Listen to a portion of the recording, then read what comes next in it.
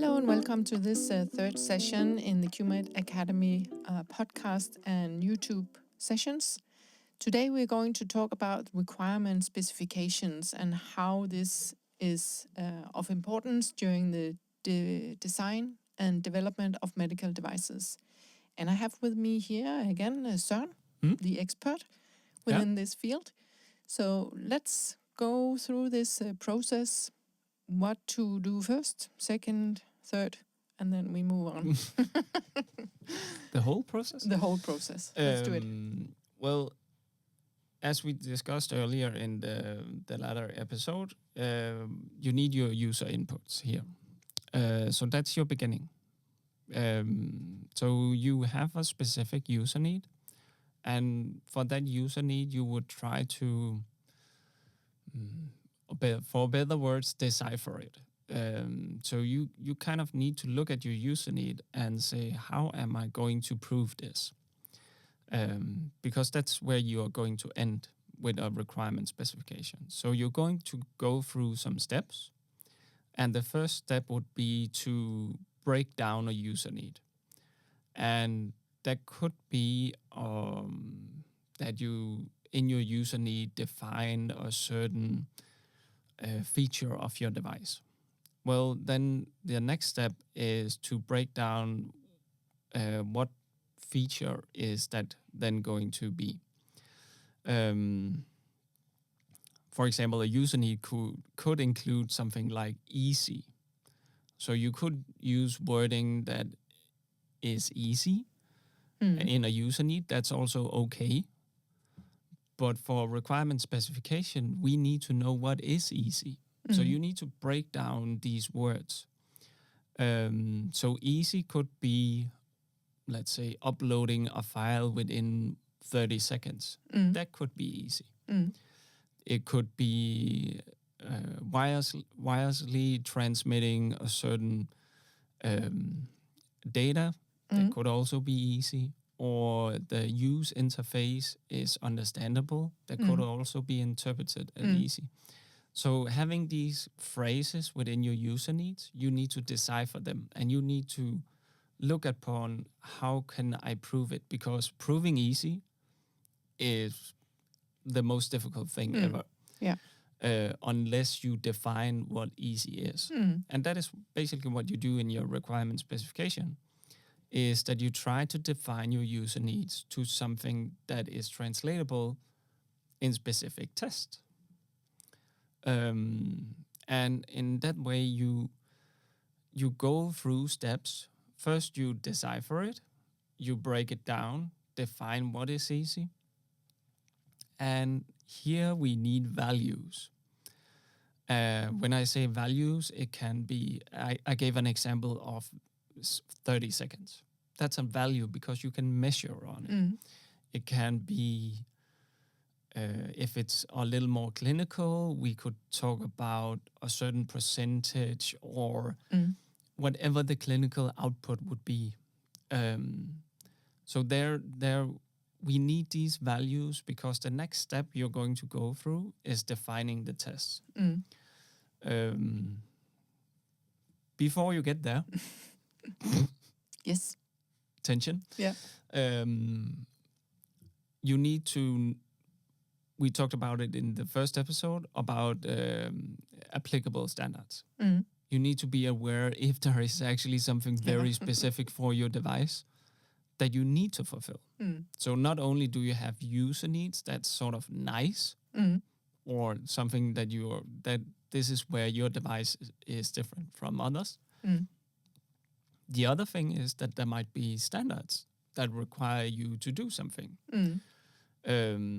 So a lot of the times what we see is sort of a mix and match, where you have input from ISO standards giving you a certain way of testing to a certain degree, meaning your values. And then if you have an ISO standard defining this is a proper value to go for, then you put it in your requirement traceability.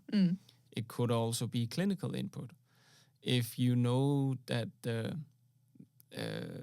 the average benefit for your device type is let's say, 95% success rate, Mm. that should also be a requirement for you. Yeah.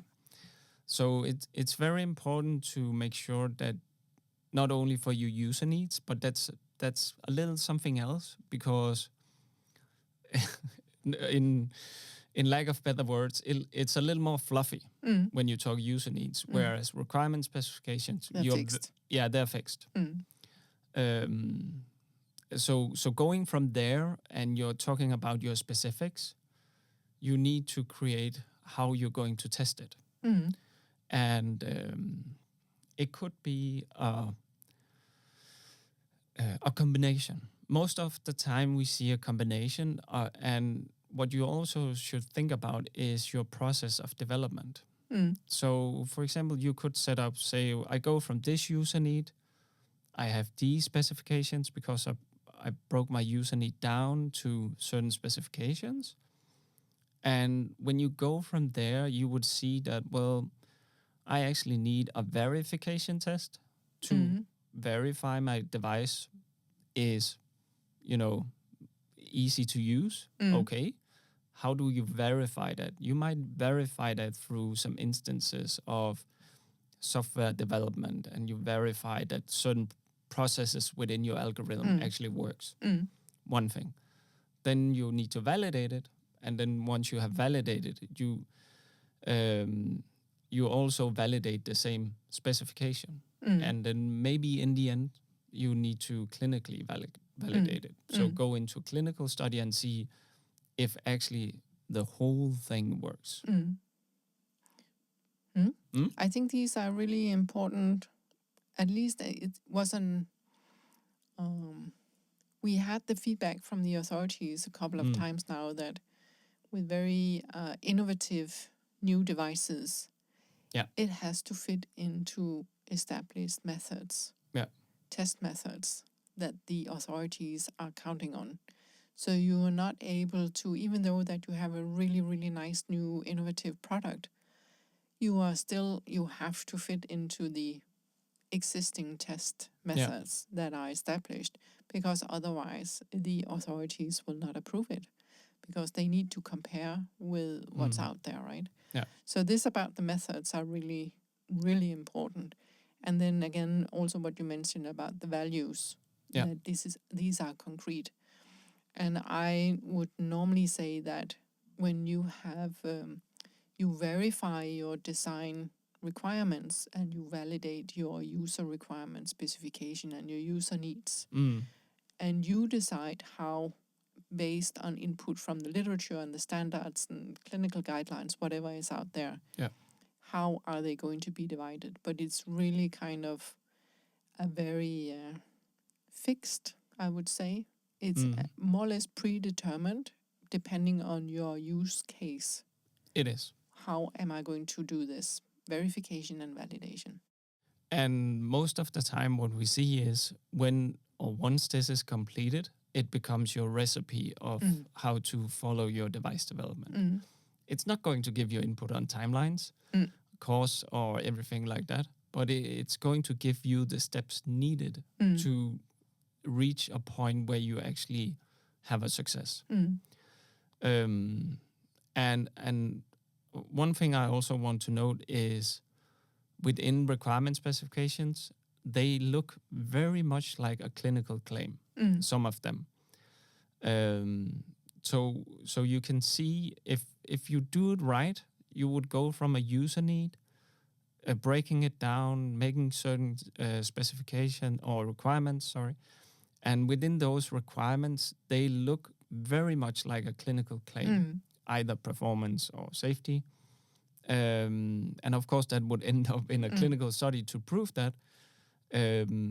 But that's why the values are important, because you want traceability of a certain, let's say, a safety margin, where you want to have a survivability of 99% for your device. That's also good. But you want that traceability to go through all your testing.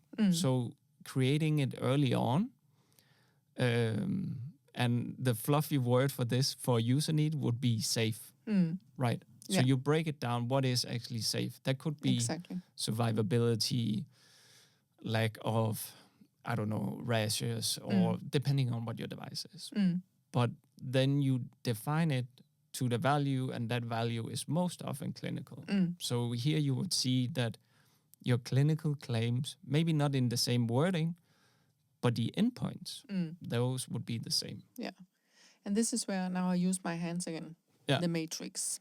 Yes. Right? You need the authorities, notified bodies, they like that you show that you have traceability, that you understand that there is a way through from your user need till the end testing and the verification results and the validation. Yeah.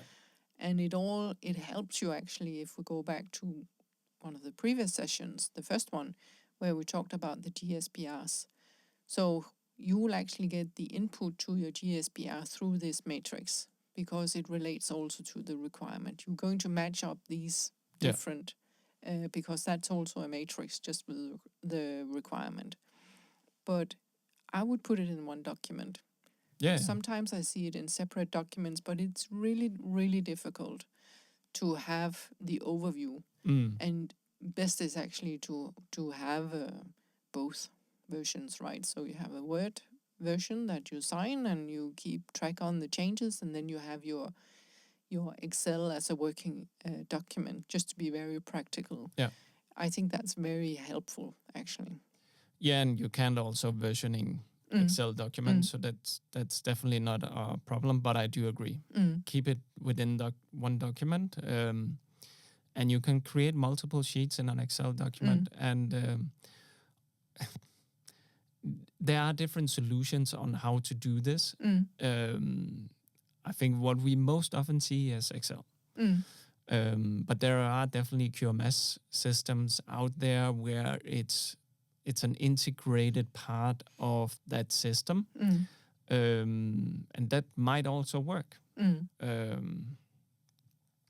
But most often we see it in Excel. And what if you have, how would you do it when you have new inputs? So you do a test, you figure out, doesn't work, or new panel discussion or new guideline coming out, and you say, now it doesn't work anymore.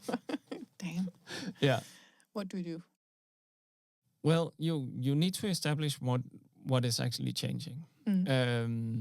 And there could be a point where you see your initial thoughts on how to prove your requirement here is not good enough. So you might need to expand your testing, or you might need to perform a new testing. And it could be, like you say, new additional requirements. We have seen it from the biocompatibility standard that they get renewed, more chapters come in, and by that you need to go back to your requirement specifications to look at, okay, how does this actually affect my testing initially?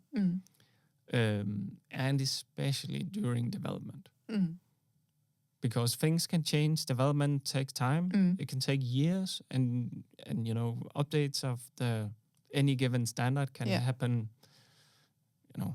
It doesn't happen every year, not at all. But you need to be aware of it. Yeah, we even have a case where it wasn't an update to the guidances, but it was a focus from the authorities due to some incidents.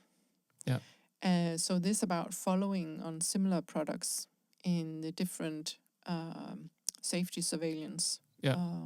Now I forgot the name. Vigilance. Thank you. So your vigilance, keep track on what's happening with other products. Especially for this case, we might have seen that the use case that we did way back actually didn't work. We had to change at year 8 the design of the product because the use case was not viable anymore. Yeah. And this was a focus based on some cases that the authorities say, we're going to be more strict here because of this case. It was demonstrated that it was not safe anymore. Yeah. So and just recently, to further elaborate it on EU, the European Commission, they sent out regulations or coming regulations on microplastics. And is plastic used in medical devices? A Oh, little bit. yes, a lot. So even there, you look into what is that actually going to do for my device? Maybe I need to change material or something else. And if you change materials, well, you start your testing process again. But most likely, you would also name your materials within your specification requirements because you want a certain material to fulfill a certain output. And that could be in strength or durability or something like that. And if you're talking about plastics, well, now you need to consider also microplastics. So this is, if we'll wrap up this about the requirement specifications. So it's really a matter of putting the framework around the testing needed to fulfill the requirement that we set specifically for the product based on all the inputs that we have from the different sources. And these documents are live. Normally, it seems like they go in a binder and then they go to sleep. But they should be live documents, or really any changes you go back and revisit to see if there is any effect. Keep a very nice change log. And then also input from outside, as you say, change in the regulation or the guidances or focus from the authorities has an influence on this, and you need to have someone in your team that is aware about that and follow up upon that and do the risk assessment. So this was the next session about requirement specification. So let's jump on to the next topic. Thank you.